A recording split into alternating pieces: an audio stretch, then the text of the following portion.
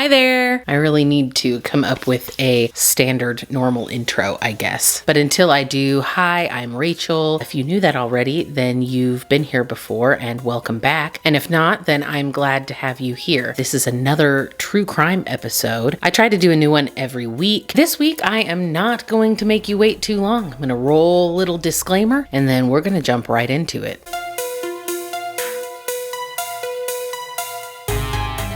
So today's subject is a man that some of you may have heard of before because of the demographic of his victims and also his similar modus operandi. This man is often called the Jeffrey Dahmer of London. He was also called by one newspaper the Kindly Killer, I guess because he dispatched his victims quickly, which in my opinion is an incredibly stupid name for a serial killer. I hate very much to do this to you, but there was just so much information in this case, and I wanted to try to be thorough, so I am breaking it into a part 1 and a part 2. This is part 1. So in early February of 1983, the tenants at 23 Cranley Gardens in North London were having a persistent and very bad plumbing problem. Eventually, they had to call in a drain specialist because this wasn't some stuff that you could take care of with a plunger. These issues were happening further down the line, and they needed to have somebody come out kind of to street level to get into like the sewer pipe area and find out what the heck was going on. I just want to point out that the company name for these drain specialists was Dino Rod, which is so epic and sounds a lot more like an adult film star than a plumber, as if he's a mild-mannered paleontologist by day and an adult actor at night. It's Dino Rod. Anyway, it's completely off topic. The Dino Rod technician goes to the street level, gets into the drainage area, and finds something kind of odd. Clogging the pipes on the outside of the Cranley Gardens building is what appears to be human flesh in various states of decomposition. As a drain specialist, he doesn't have that much experience with human remains, and he's not 100% sure, so he decides to do what any good employee would and call in a supervisor before he decides to contact the police. So he ropes off the area and leaves for the day. The next day, the other drain person comes out, confirms that this is sort of a suspicious substance, and the police are contacted at that point. The police, of course, do a little more investigating. They're digging further down into this pipe to figure out what is in here. They find not only strips of partially decayed flesh, but also some small fragments of bone. And the police do take these to a medical examiner just to confirm that it's not just like bacon or something. And the medical examiner confirms that it is human. At this point, the police know they've got some foul play going on. So they go to the building and they start questioning the people who live there. Now, this was sort of a large house that had been converted into several apartments. And one of the tenants who lived on the ground floor tells the police that the night before they came, when the original drain specialist had come and left this manhole roped off, one of the other tenants had snuck down there in the middle of the night and was acting very suspicious, and he identifies the man who had snuck down there the night before as the upstairs neighbor, 38-year-old Dennis Nielsen, a seemingly mild-mannered civil servant who mostly kept to himself. So Inspector Peter J. goes on upstairs to talk to Dennis and see if he knows anything and why he might have been putzing around in the drainage area in the wee hours of the morning. So Inspector J goes up there, knocks on the door. Dennis answers, and the inspector tells him, "We're here about the blocked pipes." To which Dennis Nielsen replies, "Since when are the police interested in the plumbing?" Now he knows why they're there, okay? He's just pretending. And he continues to feign surprise as the inspector tells him they found human remains blocking the drain pipes. He's like, "Oh, that's terrible." And of course the inspector knows what's up too, because as soon as he hits the door, he can smell the strong and foul and unique stench of decayed flesh wafting out of the apartment. So Inspector J basically says, "Look, quit messing around, show me where the bodies are." And Dennis knows that he's been had. He doesn't really put up much of a fight. He lets the police into his apartment. And inside, they find 2 garbage bags full of remains hidden in a wardrobe. And when he's asked if there are any more, he says, "It's a long story." So they arrest him. Through this entire ordeal, Nielsen remains very calm, very collected, very matter of fact. While they were driving him to the police station, one officer in the car sort of thinks to himself, there is so much heft and so much weight to those 2 garbage bags. With what we also found in the drain, there is no way that this is only one body. So he just outright asks Dennis, how many bodies are there? Is it 1 or 2? And Nielsen replies very calmly, 15 or 16 since 1978. This stuns the 2 officers in the car because they realize that if this man is telling the truth, then they have apprehended the most prolific serial killer in London's history. So who is Dennis Nielsen? And how did we get to this point? Dennis was born November 23rd, 1945, in a small little seaside town called Fraserburgh in Scotland. He had 2 siblings, a brother and a sister, and they were raised pretty much exclusively by their mother. His father and mother had split when he was about 4 years old, and he had no relationship with his father whatsoever. Even from a really young age, people sort of recognized that he was odd, just different than most children. For one, he did not want to be held or touched, like not even by his mom. He didn't want to be snuggled or cuddled. He didn't run to anyone for comfort if he was hurt or upset. Slightly later in his life, when he was in school, he was very much ostracized.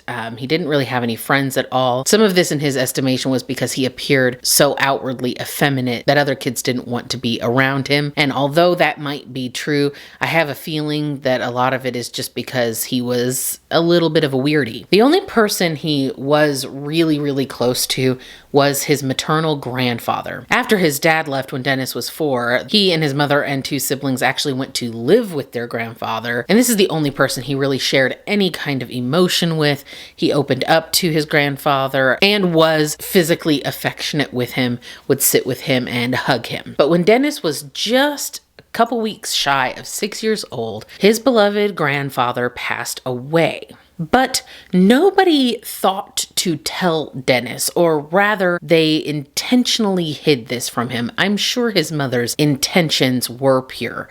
I'm sure she didn't want to cause her son pain by telling him that his grandfather had passed, but this ended up being incredibly, incredibly damaging to young Dennis, because eventually he saw his grandfather's body, and instead of explaining things to him, his mother simply asked him if he wanted to see his grandfather and brought him into the kitchen where his grandfather was laid in a coffin on the dining room table. This was a very common practice as sort of a wake at the time in the area that they lived in, so that part wasn't super weird. But she told Dennis his grandfather was asleep and had gone to a better place. And this is, in my opinion, not a very good thing to tell a young child, because of course his question then is, if grandfather went to this better place, why didn't he take me with him? And of course he did eventually realize that his grandfather was dead and he was never waking up and he was never coming back. And the one person in his life who he had felt real deep love for was gone forever. Dennis's ideas of love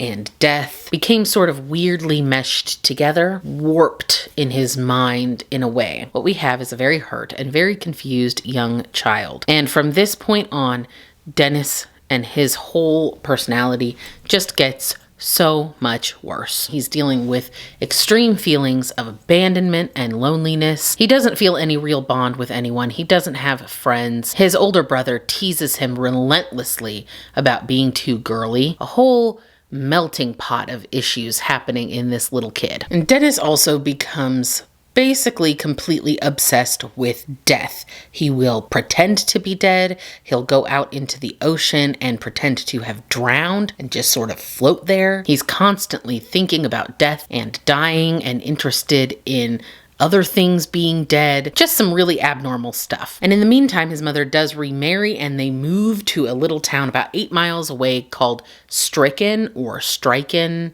I'm not sure. If you're Scottish, let me know, please. So it's not that far away from where he grew up, but it is a little more inland. But despite this move, he continues to kind of get bullied. He just really sticks out from the other boys because he is soft-spoken and what they would call a sissy. He just becomes more and more ostracized, more and more lonely, and feeling more and more abandoned. And of course, he still cannot seem to make any kind of healthy attachments. As he gets into his teenage years, he does come to the realization that he is gay. The thing is, in the UK at this time, when he was still in high school, being gay was literally illegal.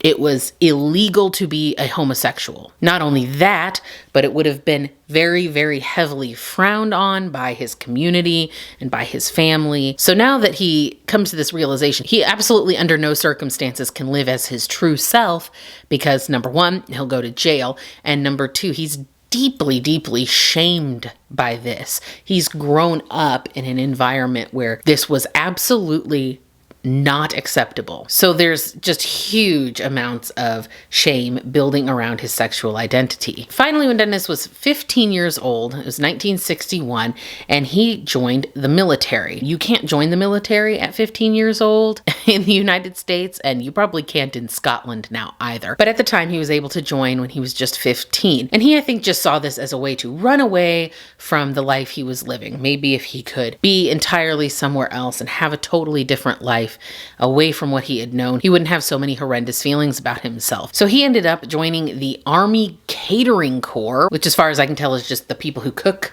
for the Army. But more specifically, he was trained as a butcher. This is a mystery Mousecatool that will help us later. He spent 11 years in military service and it really did well for him. He thrived in that environment. He got to travel all over the world, cooking for the troops. Those kind of like strict regulations and regulatory lifestyle seemed to suit Dennis right down to the ground. However, even his brothers at arms kind of thought he was a little sketch. He was still a loner. He was still really quiet, didn't quite act like the other guys did, but ultimately did not seem dangerous in any way. He took up photography while he was in the military, which ended up being a lifelong hobby of his. He would actually get other soldiers to like pose as dead, like pretend that they were dead, like they had been slain in battle, and would take pictures of them. And obviously this is a little odd, but a lot of the guys just kind of went along with it. I don't know if they thought it was a cool idea to practice being dead or what the situation was, but he liked to take pictures of this. And who knows what he was doing with those pictures that he took, but I'm sure it wasn't anything good. You know, he's a wackadoo. But this little habit didn't seem to raise enough eyebrows or ruffle enough feathers to like get him kicked out of the army or anything like that. And finally, at the age of 27, he left the service. And nobody really knows why he left the military service because he seemed to be doing really well there. But if I had to guess, I would say it would probably be because at 27 years old, he had never had any kind of romantic relationship because he wanted the forbidden kind of love. So he ends up moving back to his mother's house, and his brother is either still living at home or living nearby in the same town, and had kind of long been suspicious of Dennis's sexuality. He'd always teased him for being too girly, and finally one night he just outs him to their mother, tells her that Dennis is gay, and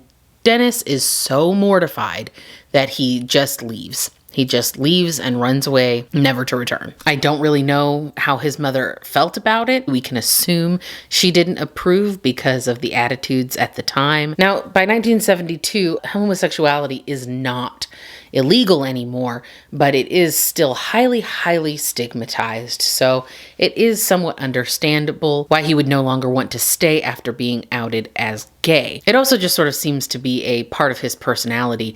When he feels the shame and the guilt and the loneliness and the horrible feelings, he just runs away and tries to find something new, just like he did when he was 15 years old and joined the military. But after he leaves his mom's house, he does end up finding himself in the bustling metropolis of London. And the first thing he does when he's there is decide that he wants to be a police officer. So he joins the London Metropolitan Police. He is particularly drawn to some of the more what we would would call morbid aspects of that job, like visiting the morgue and seeing dead bodies. But in the end, he's just generally not that satisfied with police work. Most of being a cop is not finding murder victims and visiting the morgue. It's like paperwork and writing tickets. So he ends up leaving after less than a year of service. After that, he did just like a little bitty stint as a security guard, and then he ended up finding a job as a civil servant in a job placement center. By civil servant, I mean somebody who kind of works for the government. So he would have been working in an unemployment office kind of situation where he's helping people find temp work and whatever. And this is the job that he would continue to have until the day that he was arrested. He mostly kept it to himself. He didn't really have any friendly relationships with coworkers. He was, however, considered very good at his job. They said he was detail-oriented, that he was a bit of a workaholic, which I guess you can be when you're not socializing with anybody and don't have any friends or family. But Dennis was also another kind of aholic. He liked his booze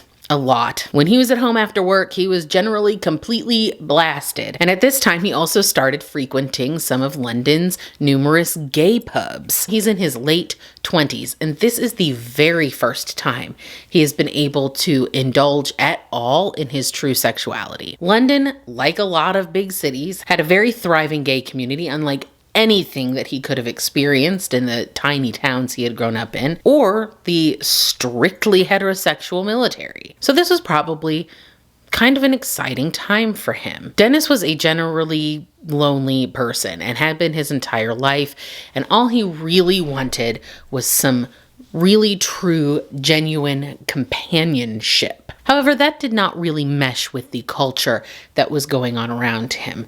The urban gay scene of the 1970s basically invented hookup culture. So he was able to find a little bit of that connection that he was looking for, but only one night at a time. Dennis hated it. He hated the transientness of this culture. He wanted real intimacy, not a one-night stand, but that's all he was finding. Now, a lot of this is down to sort of the zeitgeist, as it were, but some of the reason he had trouble finding a long-term partner is because Dennis's personality was not super inviting. First of all, he basically had to be blackout drunk to talk to anybody. Do you know anybody like that? I've known people like that. It can be very, very off-putting when somebody only gets a personality when they're toasted. You know what I'm saying? And he was also so self-involved that other people found it really unpleasant to be around him. One person who he did later end up having a kind of a friendship with would say that you could be in a room with Dennis having a conversation, and halfway through you would realize that you're not having a conversation at all, that Dennis was literally just talking to himself, like you weren't there. And he did this kind of a lot. Remember I said that he had kind of picked up photography as a hobby? Well, he also got like a little video camera and he would make these home movies. And there are clips of him in these home movies just sort of wandering around his apartment and having whole ass conversations. And he's just talking to a camera. Can you imagine just sitting in a room all alone, talking to a camera? How completely unhinged. Not in any way at all like what I'm doing right now. This is totally different. Anyway, the point is that even when he was with other people, he would ramble on about this, that, or the other with very little regard to whether anybody else was in the room. Very narcissistic type stuff. So this little personality trait did not make him very appealing as a partner. And then add to that the constant drinking, and he's just not really looking like husband material. But, as they say, there is a lock for every key. And Dennis found his in a young man named David Galashan. Now, Galashan is described as being a drifter, which basically means he was homeless and he moved around a lot. He was very transient. He was unemployed, kind of like the opposite of the fairly upright Nielsen. Nielsen was very, he kept the same house for a long time. He kept the same job for a long time. He was a fairly reliable employee.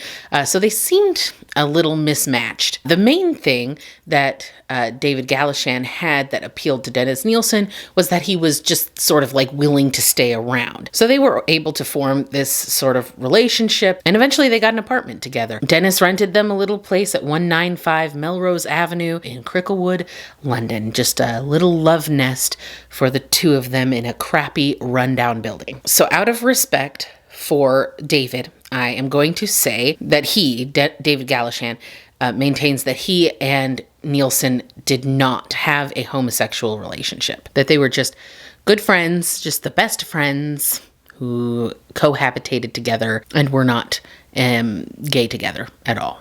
So I want to point that out. The building that they lived in was very run down, very old. It was a furnished apartment. Some of the furniture in it had been purchased during World War II. So at that point, it would have been around 30 years old. We're not talking about like nice retro furniture. We're talking about like shabby, gross old furniture in a crumbling building. Like the plaster is falling down. Some of the home movies that Dennis made at the time shows just threadbare carpets and crumbling walls. The ceiling was like falling down. But, whatever. They carved out a little love nest, platonic love nest. And they also adopted a little puppy who they named Bleep. And the dog is legitimately super cute too. I'll try to put up a picture of him. What this little apartment had was access to a backyard that was fenced in and private. It was only accessible by Dennis's apartment, and the backyard's going to come up later. Stick that in your mind. So unfortunately, Dennis's self-centered personality, constant drinking, and controlling behavior proved to be a little more than Galashan could take. So after having cohabitated for 18 months, he took off, leaving Dennis once more alone with the dog. He did have the dog. And Dennis was destroyed by this. Having now experienced and then lost the only real, what he would consider meaningful, close relationship he had ever experienced since his grandfather died when he was 6, Dennis kind of turned back to an unending parade of one-night hookups. He also began turning inward and indulging more in some of the darker and more twisted fantasies he had had since childhood. We had already kind of talked about how he was just a tad obsessed with death after his grandfather's passing. I didn't mention this earlier. He also had a near-death experience when he almost drowned. So he kind of was obsessed with that. He had all of this deep shame and self-loathing, and then that kind of mixed in whatever weirdness he was probably born with. And so at this time, he just sort of turned back to thinking about death and dying all the time, which I think that he always had in the back of his mind, but always kind of had something to distract him from it. And this time it's just running out of control. He actually started playing dead, like in front of people. People would just be over at his house and he would lay down and like wouldn't move or speak. He would even sometimes lay in front of a mirror and paint his lips blue so that he looked like he had gone cyanotic and just kind of like peek at himself in the mirror. And this seemed to be something that just really brought him a lot of joy. His drinking got even worse. He was already bad. I don't even know how it could have gotten worse because it's already described as being very, very bad. But somehow he starts drinking even more. He's just picking up more and more men in pubs, which really just aggravates his loneliness. And I think we all know that if you really want a real connection and long-term relationship, that having sort of these meaningless hookups is not going to help your feelings of loneliness. And it particularly did not help Nielsen's feelings of abandonment when he would find these guys that he liked enough, bring them home, and in the morning they would be gone. On New Year's Eve of 1978, Nielsen, like a lot of people, went out to the bars. And while he's out, he meets 14-year-old Stephen Holmes. I know the age is throwing you off. It was a different time. Things were a little bit different back then. There's no way that Nielsen asked to see ID, and this kid was in a bar. Nielsen is not a good guy, but does not seem that he sought this kid out because he thought he was underage. I just want to say that. So that night, Stephen goes back to Dennis's place, and in the morning, Dennis wakes up first, and he looks over and he sees Stephen sleeping next to him, and he starts to realize that as soon as this kid wakes up, he's going to leave. He starts running this over in his head over and over again, getting worse and worse feelings about it. All those feelings of loneliness, all those feelings of abandonment start to come up and overwhelm him. And so he decides to do the only thing he knows that will keep his new friend from leaving.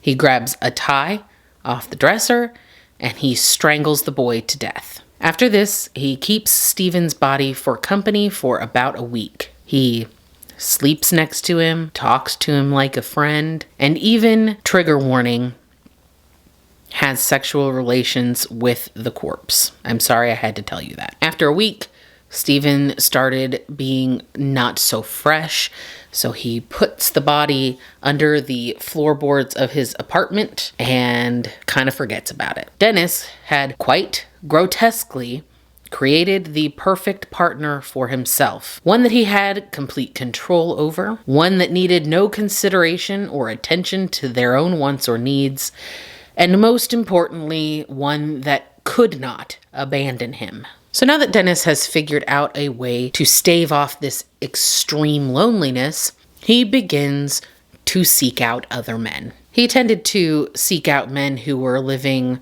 kind of on the fringes of society. Young runaways, homeless people, sex workers, people who likely didn't have anyone to miss or go looking for them. And unfortunately, he could easily find many such victims in the gay community of London at the time. Homosexuality was still very stigmatized, still very frowned upon. Even though it wasn't technically illegal to be gay, you could easily lose your job for being gay or be denied going to school. There were absolutely no human rights protections at this time. Young gay people often fled their small hometowns and moved to London, hoping to live a more authentic life in the big city. Just like with Jeffrey Dahmer, homophobia played a huge role in why Dennis Nilsen was able to go on to commit the crimes that he did for so long. In fact, just like with Dahmer, several potential victims escaped. And a couple of them even reported to the police that they were attacked, but were completely brushed off because of the bias about their lifestyle. At least one never reported at all because he did not want to risk being outed as gay. One man who barely escaped with his life was a guy named Carl Stoddard. Carl had slept over at Nilsen's house on a sleeping bag and awoke to Dennis standing over him and strangling him with the zipper of the sleeping bag. They had been drinking a lot that night, and Dennis was able to convince Stoddard that he got himself caught in the sleeping bag zipper and that he, Dennis, was trying to free him from it. And he must have been out of his mind drunk, because I can't imagine somebody strangling me and then me being convinced that they were helping me. And Dennis is able to successfully choke Carl to the point that he passes out. And then he takes him to the bathroom and tries to drown him in the bathtub. But as he's trying to drown him, Carl wakes up. But just for a second. Just long enough that he realizes, wait, my head is being held underwater, and then he passes out again. But somewhere in this whole ordeal, Nilsen changes his mind about killing Stoddard and, brings him back to consciousness and puts him in front of the heater in the apartment and gives him a blanket and tries to warm him up and also convince him that nothing weird happened. It's fine. You just got caught in the zipper of your sleeping bag and then tried to drown yourself in the bathtub or something. And Carl's just freaked out, and he kind of plays along. He's like, oh wow, I can't believe that happened. But eventually Nilsen does let him go, and he books it out of there, and he goes straight to the hospital to get checked out. That's how bad his injuries were. And Carl Stoddard will come up again a little bit later. Anyway, after Dennis murdered Stephen in 1978, he would not kill again for almost a year. And that, I think, is where I will leave part 1. I will post part 2 very soon. Next time we will pick up and we will talk about the rest of Dennis Nielsen's victims, and of course his arrest and his trial. Make sure if you haven't subscribed yet that you do that, and if you want to get notified when I post again, hit the little bell icon on the side of the subscribe icon, and YouTube will send you a little ding ding when part 2 is up. Until then, please do a little something to take care of yourself today and every day, and I will see you next time with Dennis Nielsen part 2. Bye-bye.